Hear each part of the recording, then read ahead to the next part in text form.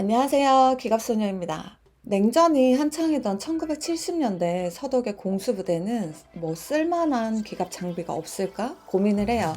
근데 사실 이건 전 세계 공수부대들의 공통된 고민이기도 하죠. 소총 하나 메고 낙하산 타고 적진에 떨어진 공수부대는 화력이 약할 수밖에 없잖아요. 그래서 전에 다른 영상으로 소개해드렸던 미국의 M551 셰리든 같은 전차가 나온 거였는데 서독군은 이보다 더 작고 가벼운 장비를 원했어요. 1960년대 서독군 공수부대는 크라카라는 버기카처럼 생긴 장비를 썼어요. 장갑도 없고 아무것도 없어요. 20mm 기관포나 대전차 로켓, 박격포들을 싣고 갈 수 있는 무기 운반차 정도의 기능을 했어요.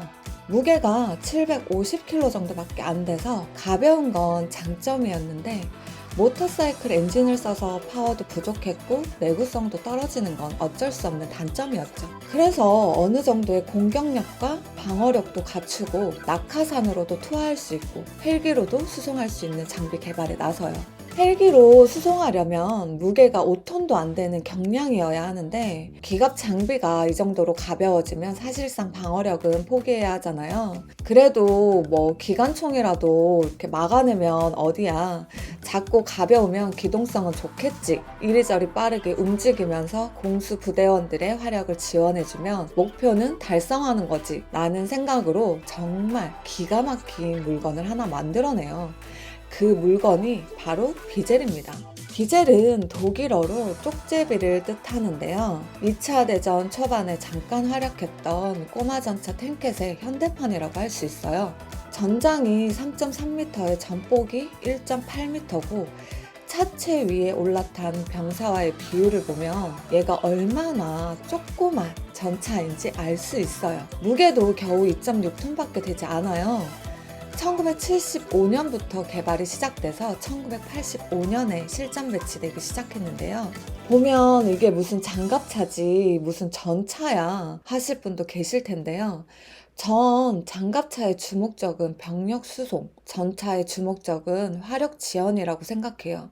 그래서 제 기준으로 봤을 때 비젤은 전차라고 불러도 될 것 같아요. 작고 가벼우니까 수송 능력은 완전 짱이죠. CH-53 헬기의 화물칸에 2대가 들어가고요.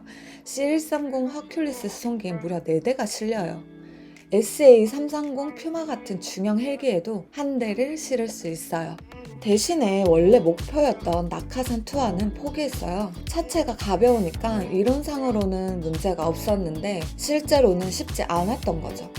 결국 시제품 4대를 낙하산 투하를 하다가 다 깨먹고 이건 그냥 포기하자 해버린 거죠. 이후에 독일군은 CH-53 스텔리언 헬기 비젤을 탑재해서 공중강습 임무에 투입하고 있어요. 상황이 급할 때는 2대를 화물칸에 넣고 1대는 슬링으로 매달아서 헬기 1대당 3대의 비젤을 수송할 수 있는 거죠. 방어력은 일찌감치 포기했어요. 7.62mm 기관총탄을 막아내는 게 고작이었고요. 기관포는 물론 중기관총도 못 막아내요. 대신 포장 도로에서는 시속 80km, 야지에서도 시속 50km로 달릴 수 있는 어마어마한 기동력을 발휘해요. 비젤의 설계와 개발을 한 데가 남자들의 로망 포르쉐가 했거든요. 그러니 말해 뭐예요. 달리는 거 하나는 정말 끝내주는 거죠. 군수용이 아닌 민수용 폴스크바겐 디젤 엔진을 써서 제작 단가를 낮추려고 시도한 것도 재밌는 부분이에요.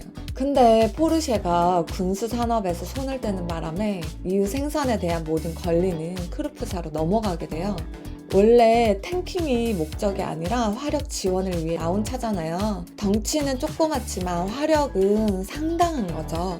20mm 기관포를 탑재하기도 하고 토 미사일을 위해 실어 적전차를 공격할 수도 있거든요.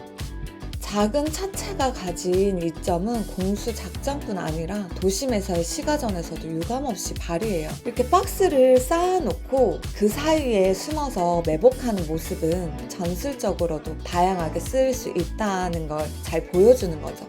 이렇게 장점이 참 많은 아이인데 작은 차체에서 오는 단점과 한계도 분명했거든요. 그래서 후속 모델인 비젤2에서는 보기륜을 하나 더 추가하고 크기를 키웠죠. 한눈에 보기에도 뒤로 이렇게 길이가 늘어난 게 느껴지죠.